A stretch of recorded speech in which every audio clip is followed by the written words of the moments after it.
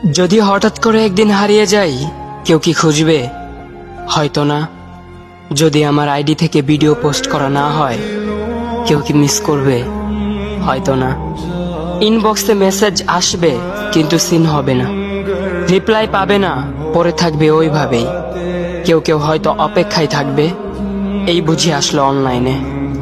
আবার কেউ কেউ হয়তো টেরও পাবে না, কেউ একজন নেই, কেউ একজন হারিয়ে গেছে।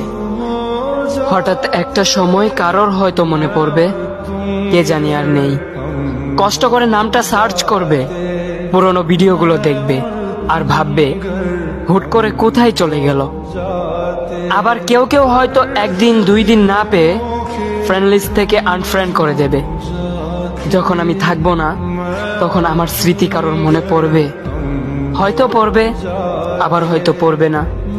তবে হারাতে হবে, হারাতে হয়, হারিয়ে যাওয়াই নিয়ম।